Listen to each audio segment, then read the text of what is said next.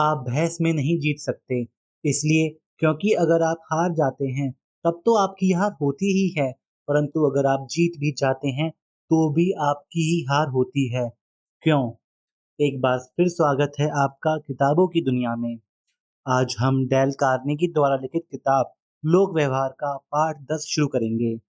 यदि आपने अभी तक हमारी पुरानी वीडियोस नहीं देखी हैं, तो आप आई बटन पर क्लिक करके उन्हें देख सकते हैं। तो चलिए शुरू करते हैं। पार्ट 10। बहस से कोई फायदा नहीं होता।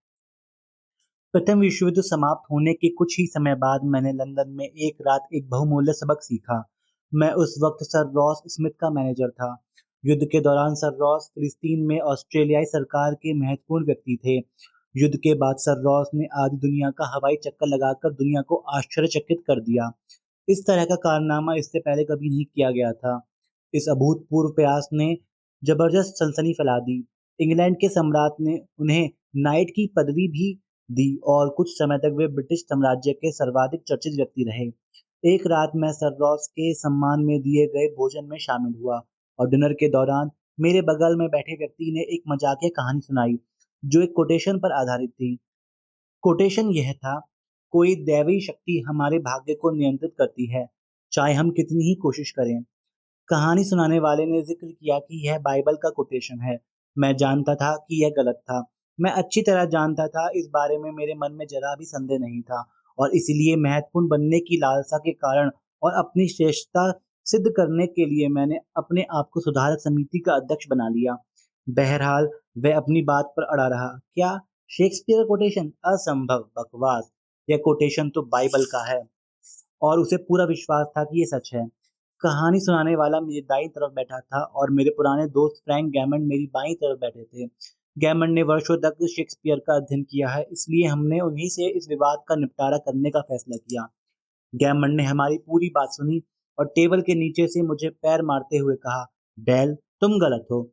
यह सज्जन सही है। यह कोटेशन बाइबल का ही है।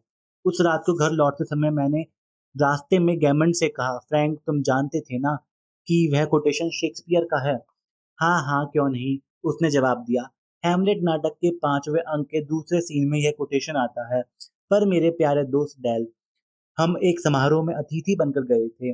किसी आदमी के सामने यह सिद्ध करने से क्या फायदा कि वह गलत है? क्या इससे वह तुम्हें पसंद करने लगेगा? क्यों ना उसे उसकी इज्जत बचानी दी जाए। उसने तुम्हारी राय नहीं पूछी थी। उसे तुम्हारी राय की जरूरत भी नहीं थी। उसके साथ बहस क्यों करना? तीखी बहस से हमेशा बचना चाहिए। मुझे इसी तरह के सबक की ज़रूरत थी, क्योंकि वाद-विवाद करना या बहस करना मेरा प्रिय शौक था। अपनी जवानी में मैंने दुनिया की हर बात पर तर्क और विवाद-विवाद किया था करता था। जब मैं कॉलेज में गया, तो मैंने तर्कशास्त्र और तर्क-वितर्क का अध्ययन किया और वाद-विवाद प्रतियोगिताओं में ज़ोर-शोर से हिस्सा लिया। मिसूरी के लोगों में यह आदत होती है और मैं तो वहाँ पैदा हुआ था। मैं चाहता था कि दुनिया मुझे देखे और देखती रह जाए।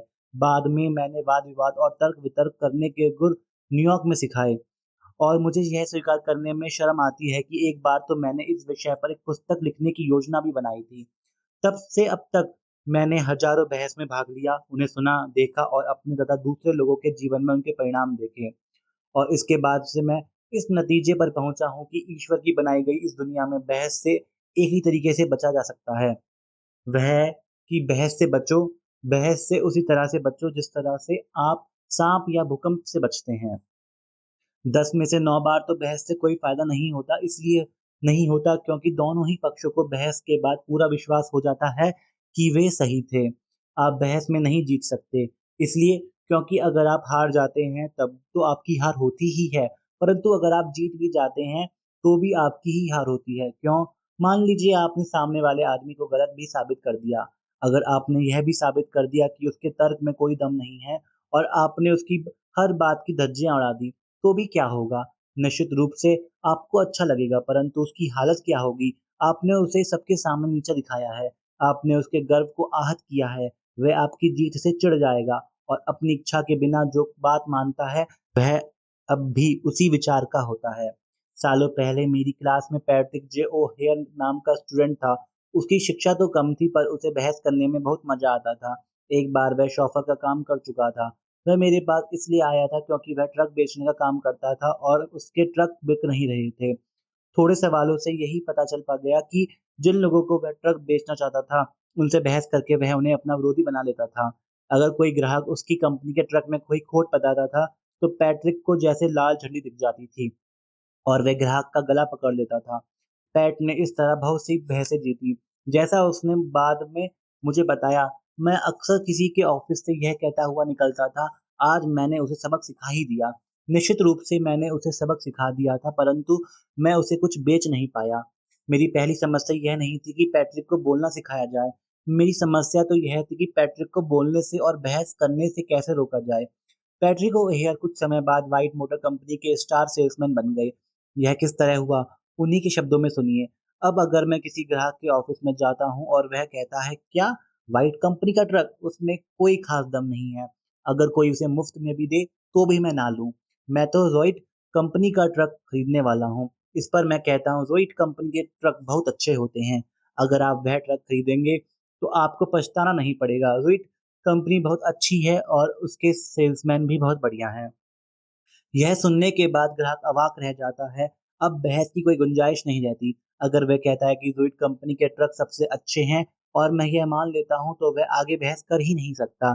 जब मैं उससे सहमत हो जाता हूँ, तो वह पूरी दोपहर यही नहीं दोहरा सकता कि ज़ोइट कंपनी के ट्रक सर्वश्रेष्ठ हैं। हाँ, फिर हम ज़ोइट के विषय से आगे बढ़ते हैं और मैं उसे व्हाइट ट्रक की खासियत के बारे में बताता हूँ। पहले हो ऐसा होता था कि जब ग्राहक मेरी कंपनी की बुराई करता था, तो मैं आग बबूला हो जाता था। मैं ज़ोर-शोर से ज़ोइट कंपनी के ट्रक की बुराइयाँ करने में जुट जाता था और मैं जितनी ज़्यादा बुराई करता था, मेरा ग्राहक मेरी प्रतियोगी कंपनी की उतनी ही अधिक तरफदारी करने लगता था और मेरे प्रतियोगियों का ट्रक खरीदने का उतना ही ज़्यादा मन बनाता जाता था। जब मैं पीछे मुड़कर देखता हूँ, तो मुझे हैरत होती है कि मैंने जितना माल बेचा, वह भी कैसे बेच पाया। मैंने बहस करने में और झगड़ने में अपनी ज़िंदगी के कई साल बर्बाद कर दिए। अब मैं अपना मुँह बंद रखता हूँ, इससे मुझे बहुत फ़ायदा होता है। बेन फ्रैंकलिन ने एक बार कहा था, अगर आप बहस करते हैं और सामने वाले का विरोध करते हैं, तो आप कई बार जीत सकते हैं, परंतु यह जीत खोखली होगी, क्योंकि आपको अपने प्रतिद्वंदी का सद्भाव हासिल नहीं होगा। तो आप खुद ही सोचें, आप क्या पसंद करेंगे? बहस में नाटकीय, सैद्धांतिक विजय या सामने वाले का सद्भाव हासिल करना? दोनों चीज़ें एक साथ हासिल होना बहुत मुश्किल होती है। बॉस्टन ट्रांसपिट में एक बार कुछ महत्वपूर्ण पंक्तियां छपी थी। यहाँ विलियम जे का शरीर है लेटा हुआ, जो सही रास्ते पर चलने की खातिर मर गया। गाड़ी चलाते समय वह सही थी, पूरी तरह सही, परंतु वह उतना ही मुर्दा है जैसे गलती उसी की थी। आप भी जब अपनी भैंस की गाड़ी को तेज रफ्तार से चलाते हैं, तो आप सही, पूरी तरह सही हो सकते हैं, परंतु जहाँ तक सामने वाले की मानसिकता बदलने का सवाल है, आपके प्रयास उतने ही निरर्थक साबित होंगे जैसे आप ही गलत हो। फ्रेडरिक एस पार्सन आयकर सलाहकार थे। वे एक सरकारी टैक्स इंस्पेक्टर से 1 घंटे से बहस कर रहे थे। $9,000 की रकम का सवाल था। पार्सन का दावा था कि दरअसल यह रकम एक बैड डेब्ट थी, एक ऐसा कर्ज जिसके भुगतान की ज़रा भी उम्मीद नहीं थी और इसलिए इस पर टैक्स नहीं लगना चाहिए। इंस्पेक्टर का जवाब था, बैड डेब्ट? बिल्कुल नहीं, इस पर तो टैक्स लगेगा। इंस्पेक्टर भावशून्य, हठी और जिद्दी था। मिस्टर पार्सन ने हमारी क्लास के सामने अपनी कहानी सुनाते हुए कहा, तर्कों का कोई प्रभाव नहीं पड़ा, तथ्य को बताने से भी कोई नहीं पिघला। हमने जितनी ज़्यादा बहस की, वह उतना ही ज़्यादा अड़ता चला गया, इसलिए मैंने बहस का रास्ता छोड़ने का फैसला किया। चर्चा का विजय बदला और उसकी प्रशंसा करने लगा। मैंने कहा, मुझे लगता है कि यह छोटी-सी रकम आपके लिए कोई खास महत्व नहीं रखती होगी, क्योंकि आपको तो बहुत बड़ी रकमों के महत्वपूर्ण और पेचीदा मामले निपटाने पड़ते हैं। हालाँकि मैंने टैक्सेशन के बारे में पढ़ा है, परंतु मेरा ज्ञान किताबी है, जबकि आपको इस विषय में वर्षों तक काम करने का अनुभव है। काश कि मेरे पास भी आप जितना अनुभव होता। इस समय बहुत कुछ कुछ सीख सकता हूँ और मैंने जो कहा था, वह सब कुछ बिल्कुल सच था। इसके बाद इंस्पेक्टर अपनी कुर्सी पर सीधा हुआ पीछे की तरफ टिक गया और काफ़ी देर तक मुझे अपने काम के बारे में बताता रहा। उसने मुझे बताया कि उसने किस तरह कई बड़े-बड़े घपलों को पकड़ा था। उसका अंदाज़ धीरे-धीरे दोस्ताना हो गया और कुछ ही समय में वह मुझसे अपने बच्चों के बारे में बातें करने लगा। जब वह गया, तो उसने मुझसे कहा कि वह इस समस्या के बारे में थोड़ा और विचार करेगा और कुछ ही दिन में अपना फैसला बता देगा। 3 दिन बाद वह लौटकर मेरे ऑफिस में आया और उसने मुझे बताया कि उसने मेरे टैक्स रिटर्न को उसी रूप में स्वीकार कर लिया, जिस तरह मैं चाहता था। यह टैक्स इंस्पेक्टर बहुत साधारण सी मानवीय कमजोरी का प्रदर्शन कर रहा था। हर इंसान की तरह उसे भी महत्व चाहिए था। जब तक मिस्टर पार्सन उससे बहस करते रहे, तब तक वह प्रबलता से बहस करता रहा करने अपने आप को महत्वपूर्ण साबित करता रहा। परंतु जब मिस्टर पार्सन ने उसके महत्व को स्वीकार कर लिया, तो बहस खत्म हो गई और वह सहानुभूतिपूर्ण और दयालु इंसान में बदल गया। बुद्ध ने कहा है, नफरत नफरत से नहीं बल्कि प्रेम से खत्म होती है, और गलतफहमी भी बहस से नहीं बल्कि समझदारी, कूटनीति, सद्भावना, दूसरे के नजरिए को समझने की इच्छा से खत्म होती है। लिंकन ने एक बार एक युवा आर्मी ऑफिसर को अपने सहयोगी के साथ एक बड़े विवाद में उलझने पर फटकार लगाई थी। जो व्यक्ति जीवन में अपनी क्षमताओं का सबसे अच्छा दोहन करने के लिए संकल्पवान है, लिंकन ने कहा है, उसके पास व्यक्तिगत विवाद के लिए समय ही नहीं होता। इसके अलावा वह परिणामों को झेलने के लिए भी तैयार नहीं होता, जिसमें क्रोध और आत्मनियंत्रण नियंत्रण की कमी शामिल हो। उन बड़ी चीजों को छोड़ दो जिन पर आपका दूसरों जितना ही अधिकार है। उन छोटी चीजों को छोड़ दो जो स्पष्ट रूप से आपकी ही हैं। अगर कोई कुत्ता आपके रास्ते में आ जाता है, तो उससे लड़ने के बजाय, खुद को उससे कटवाने के बजाय बेहतर यही है कि आप उसके लिए रास्ता छोड़ दें। कुत्ते को बाद में आप मार भी दें, तो भी उसके काटे हुए घाव को भरना संभव नहीं होता। बिटस एंड पीसेस नामक पत्रिका ने एक लेख छापा था। इसमें कुछ सुझाव दिए गए थे, असहमति को बहस में तब्दील होने से किस तरह रोका जाए। असहमति का स्वागत करें। याद रखें, अगर दोनों ही पार्टनर हमेशा सहमत हो जाते हैं, तो उनमें से एक की जरूरत नहीं है। अगर आपको कोई नया पहलू दिखाया जाता है जिसके बारे में आपने नहीं सोचा, तो कृतज्ञ रहें कि उस तरफ आपका ध्यान दिलाया गया है। शायद यह असहमति एक अवसर हो जिसमें आप गंभीर गलती करने के लिए ही उसे सुधार सकें। अपनी पहली भावना पर भरोसा ना करें। जब भी हमारे सामने मुश्किल परिस्थिति आती है, तो हमारी पहली प्रतिक्रिया सुरक्षात्मक होती है। सावधान रहें, ठंडे दिमाग से सोचें, अपने गुस्से पर काबू रखें। याद रखें, किसी व्यक्ति का आकार इस बात से नापा जा सकता है कि उसे किस बात पर गुस्सा आता है। सहमति के क्षेत्र खोजें। जब आप अपने विरोधियों की पूरी बात सुन लें, तो उन बिंदुओं से अपनी बात शुरू करें जिन पर आप अपने विरोधी से सहमत हों। ईमानदार रहें, उन बिंदुओं की तलाश करें जिनमें आप अपनी गलती मान सकते हो और ऐसा कह दें, अपनी गलती के लिए माफी मांग लें। इससे आपके विरोधी भी ठंडे हो जाएंगे। समस्या में रुचि लेने के लिए अपने विरोधियों को दिल से धन्यवाद दीजिए। जो आपसे बहस करने में समय देता है, उसकी रुचि का विषय भी वही है जो आपकी रुचि का विषय है। उसे एक ऐसा व्यक्ति समझिए जो सचमुच आपकी मदद करना चाहता है। इस तरह आप अपने विरोधियों को अपना दोस्त बना सकते हैं। दोनों पहलुओं से सोचने के बाद ही काम करें। आप सामने वाले से उस दिन या बाद में या अगले दिन की मीटिंग तय कर लें, जब पूरे तथ्यों पर विचार विमर्श किया जा सकता है। इस मीटिंग की तैयारी के लिए खुद से कुछ कठोर सवाल पूछिए। वह सवाल है, क्या ये हो सकता है कि मेरे विरोधी सही हो? आंशिक रूप से सही हो? क्या उनके नजरिए या तर्क में सच्चाई या दम है? क्या मैं वास्तव में समस्या को सुलझाने की कोशिश कर रहा हूँ या मैं केवल अपनी कुंठा निकाल रहा हूँ? क्या मेरी प्रतिक्रिया की वजह से मेरे विरोधी मुझसे दूर जा रहे हैं या फिर वो मेरे करीब आ रहे हैं?